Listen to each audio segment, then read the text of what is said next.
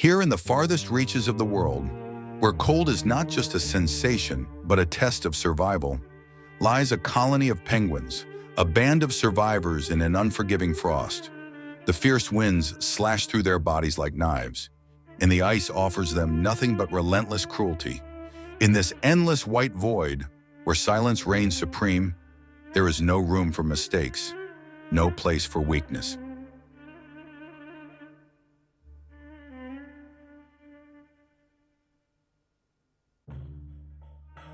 Food, a rare currency, a daily struggle that could decide the fate of an entire colony. Empty stomachs, helpless chicks waiting for a morsel to keep death at bay, while the adults brave the frozen ocean in search of life, knowing that every step could be their last.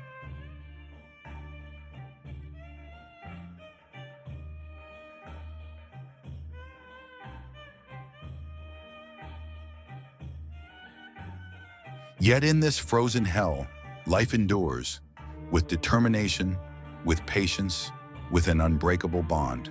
They are the children of the ice, the rulers of the frozen land, penguins, the soldiers of nature in an unending battle against extinction.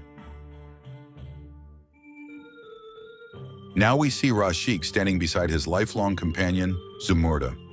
She, the steadfast partner of his journey, struggles to keep the fire of hope alive in her eyes, even as she feels it fading with every passing moment.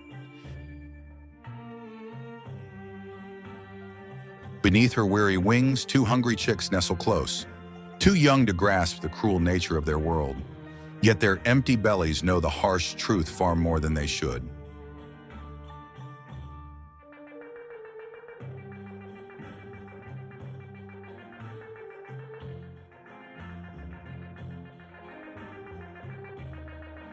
The long wait proved futile. The frost refused to lift, and the snow kept falling, relentless and unyielding.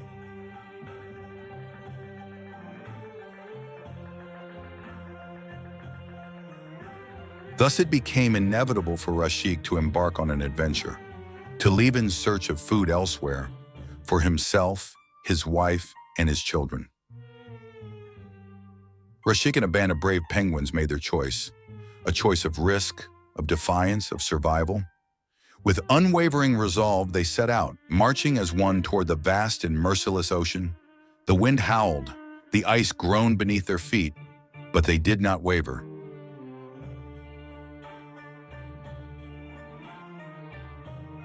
For beyond the frozen wasteland lay their only hope, and they were ready to face whatever the deep would bring.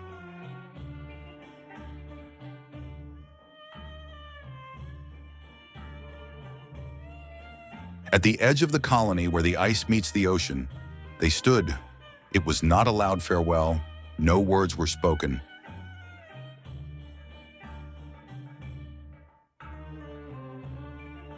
Only glances exchanged, telling stories no voice could convey.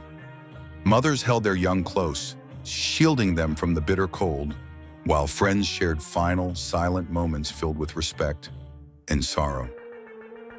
Rashiq and his companions did not look back. There was no time for hesitation. Ahead of them lay a single path, veiled in uncertainty, laden with danger. Yet hunger left them no other choice.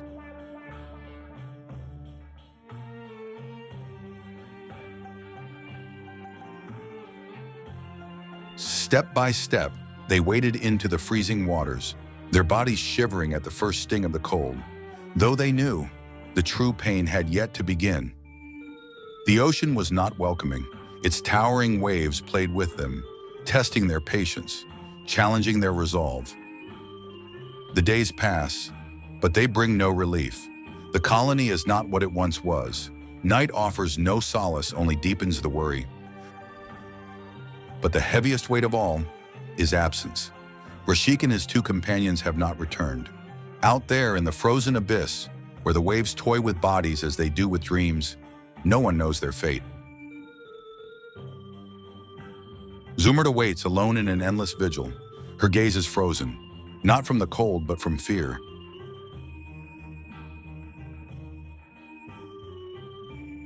Every sunrise brings the same question, the same pain, but no answer.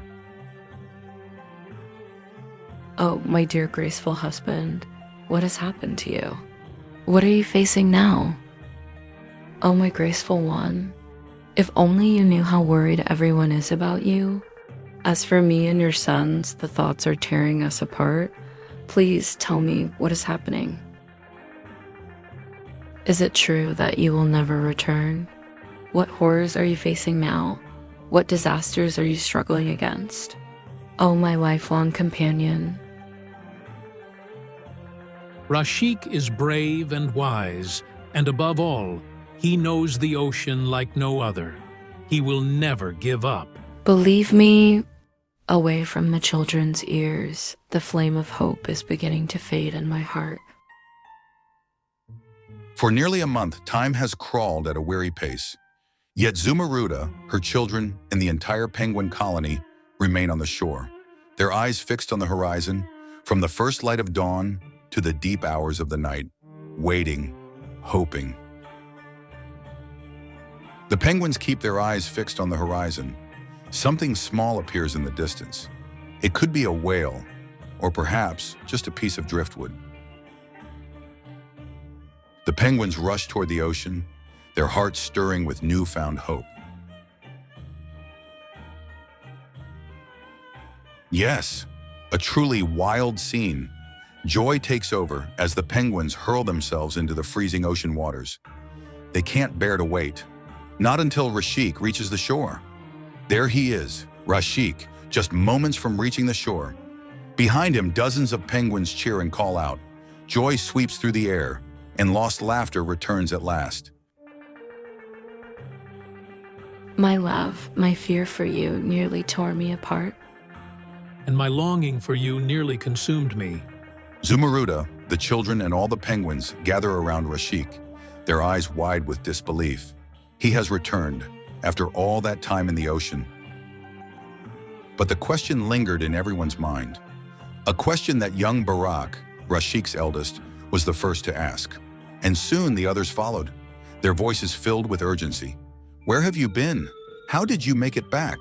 A strange tale, where darkness meets light, pain intertwines with hope, and struggle leads to survival. Now let us begin with the tragedy. As I swam through the raging waters, navigating the icy passages, the waves suddenly hurled me toward the shore.